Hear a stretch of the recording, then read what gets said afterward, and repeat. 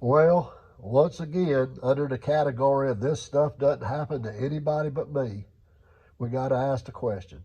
Does this thing look strong enough to break a rear end? I would have bet money there was no way in the world this thing could break anything. Couldn't even break a sweat. I mean, as far as I know, it's internally stock. I mean, I put a 4-barrel intake on it. And 4-barrel, it's got Dutra duals and upgraded the ignition system a little bit. I mean, but break a rear end? Nah, that don't happen to nobody but me.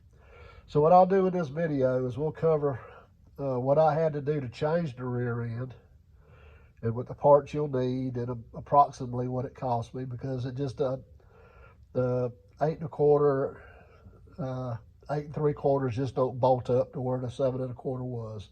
So I mean, if it happens to somebody else, maybe this video will kind of help them knowing what they gotta do to change it. So let's get into it. All right, up under the car here, we'll go over some of the stuff I had to buy to pull this rear end swap off. The U-bolts that came from the 7 1/4 aren't wide enough to hold one of these bigger axles. This is a 8 1/4, and 8 3/4 the same way. You'll have to get the U-bolts to fit that bigger tube. I think it's 3 inches. And also these pads that go under the leaf springs that the U-bolts go through to hold the rear end together, they won't work changing from a 7 1/4 to a bigger rear end. Now these ones, I forget who I bought them from. They come off eBay. They're zinc. That's a pretty nice piece. They're big. You can see how robust they are. They're like probably about a 1/4 inch thick. And I mean, I felt like I got my money's worth on them. I paid like about $100 for them. By the time you buy the U-bolts and these, maybe get some used spring pads or buy these, you're probably about $150 more into it.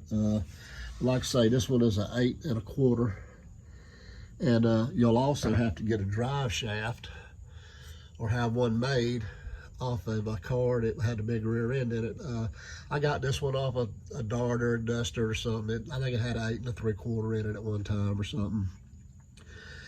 Paid $100 for a drive shaft. And then by the time you put new universal joints in it and all, I mean, it starts to add up. But yeah, that's the parts that you'll need that won't work. The brake lines, they were all about the same. Of course, I had to replace them because they were a little rough. So, but you know, it is what it is. Okay, let's go over this. $150 is what I paid for the rear end. A friend of mine named Chris, I appreciate him selling it to me. $150 I paid for it. It needed drums and brakes and hardware, so I still bought it. Drive shafts, U-joints, about $150. The spring pads and U-joints, U-bolts, about $150. And this is the one that really hurt. I had the new drums, brake hardware, you know, the linings, wheel cylinders. Getting it all bought and shipped here was about $250. And the brake lines, I made them. I had some still tubing laying around. I bit of myself. Bottom line was $725. I can hear some of the people at work now going, "That's just stupid to have a car like that, Tony. You don't deserve it. You shouldn't spend all that money on that." Well, I mean, I just retired. I don't care. I don't care what they say. But anyhow, I know when there's an 8 3/4 inch rear end for this car, it's a Dart, same body. But it probably would have cost me this, if not a little bit more. And I'm still going to have to get a drive shaft. And I'm still going to have to get the spring pads and the U-bolts. I guess I could have took them off the junk car. But, yeah, I might could have saved that, you know. It would have cost more to buy the rear end, but, yeah. Who wants to fool them old U-bolts anyhow? So at least I would at least had to buy the U-bolts. And more than likely you go, I mean, I'd rather go ahead and do the brakes while I got it out and all that kind of stuff. So it probably would have been this much plus those three right there. So I mean, hopefully this old thing, it won't break that rear end. I mean, we got plans for it. I guess one of the 4-speeds. I got a couple 4-speeds for this car. And like I say, it's 3-speed to floor now, but who doesn't want a 4-speed?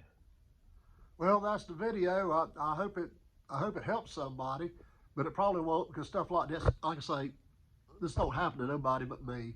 I do have another video coming up. It's kind of a long story. A friend of mine, when he got back from Vietnam, he bought a 70 Challenger RTSE 444 speed car and drove it 3 or 4 years, and ex-wives and you know, and she tried to steal it, so he parked it in his building. I think it's 74 or 75, and just it's been sitting there ever since. And I've heard about this car for years and years and years. Well, he passed away a couple of years ago, and his wife and my wife were friends. Oh, we were all friends. And 2-3 weeks ago, I was out there, and actually, we went into the building a little bit, and I kind of saw the car, but I couldn't get a good look at it because I think he's messier than I am. I think he opened the side door on that thing and threw stuff in there and closed the door and hoped it didn't come flying out when you open the door or whatever. But anyhow, I did see bits and pieces of the car. It looks like the transmission's out of it. The seats were there. It's probably a low miles car, but the building looked like it was pretty sound. It was in good shape. So maybe my next video I'll do. I told Monty I'd go over there and I'd help her, go bring a dumpster in and just start going through the stuff. A lot of it's like he collected stuff, like you got stuff like M&M's riding a motorcycle, you know, plastic. I don't know. A lot of people into that. Baseball cards, people are into that. There's bullets everywhere. He was an avid shooter and all. So I'm gonna help her clean the thing out and uncover the car. And I don't know. I may end up with it. I may end up helping her sell it. Who knows? But hopefully the next video will be more exciting than this one. But, you know, thanks for watching, and I appreciate you.